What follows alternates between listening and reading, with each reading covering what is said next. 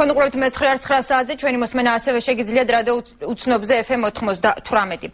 აზერბაიჯანის სახელმწიფო ნავთობ კომპანია სოკარმა საქართველოში რუსული გაზის გამანაწილებელი კომპანია იტერა საქართველოს შეიძინა. ამის შესახებ ინფორმაცია დაადასტურა სოკარის ხელმძღვანელმა რომნიგ აბდულაევმაც.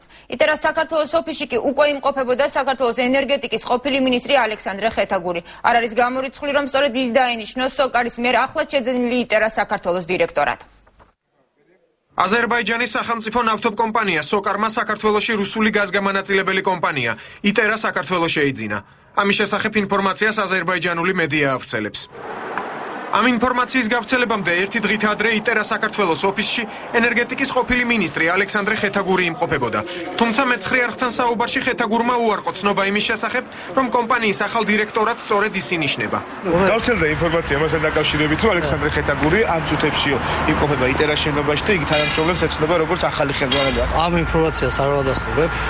უპირველეს ყოვლისა, როგორც ვიცი, იტერა საქართველოს დაიყიდა და სოკარს არ უყიდია, არის სხვა კომპანია. ან სოკარის შვილობილი კომპანია და არაპირდაპირ სოკარი. სოკარმა შეეძინა ეს იტერას კომპანია და ალბათ თვითონ გადაწყვეტს, ვინც დანიშნავს არა, ეხლა ალბათ ეს ცვლილებები მოსალოდნელი იქნება. იტერა საქართველოს ბუნებრივი აირით ქვეყნის 10-მდე რაიონს ამარაგებს.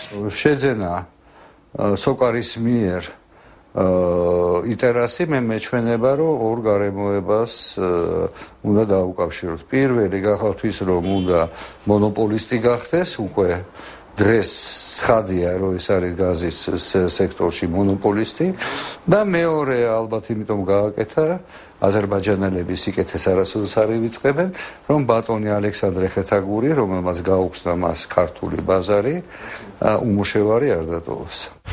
იტერა საქართველოს აზერბაიჯანული გაზით ქუთაის, რუსთავს, გორს, ბოლნის, კასპს, თეთრიწყაროს, სამტრედიას, ვანს და თერჯოლას ამარაგებს. კომპანია ბუნებრივ აირს ასევე 117 კომერციულ ობიექტს აწვდის.